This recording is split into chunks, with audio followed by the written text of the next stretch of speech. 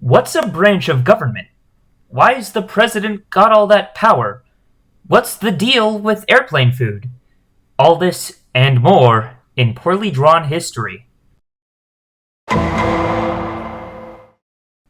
The writers of the Constitution were in desperate need of a system that could represent the population.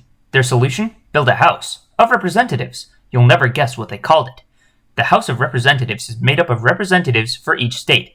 States get one representative per up to 30,000 citizens, with a minimum of at least one representative per state.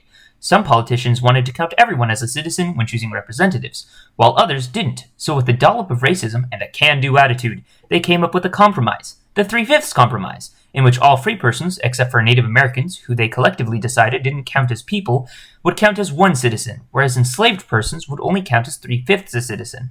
The House of Representatives can do a lot of things, like make laws or impeach the president, but that impeachment is going to need approval from someone else. Knock knock, who's there? It's the Senate. The Senate who? The Senate's purpose is to approve or reject actions made by the House of Representatives, including impeachment.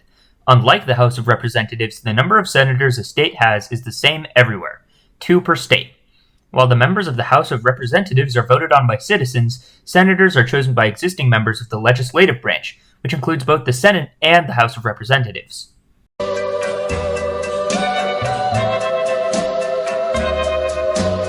The script for Article 1 was insanely long, so we're going to have to speedrun the rest of these bad boys. Knock knock, who's there? The president. President who? I already made this joke. The president is the single most powerful person in the United States.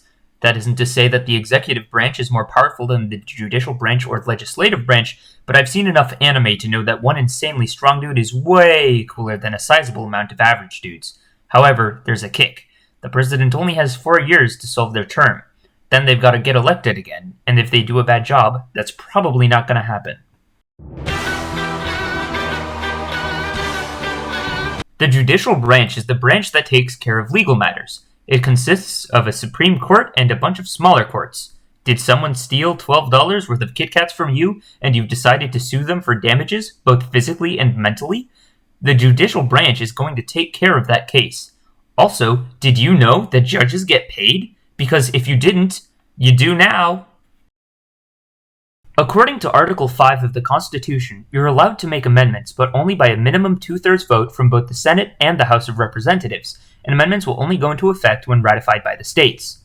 Some of these amendments include Amendment 15, which states that anyone can vote regardless of their race, Amendment 18, which states that alcohol is illegal for everyone everywhere, Amendment 19, which states that anyone can vote regardless of their sex, and Amendment 21, which states that, oh god, Amendment 18 was a very, very bad idea.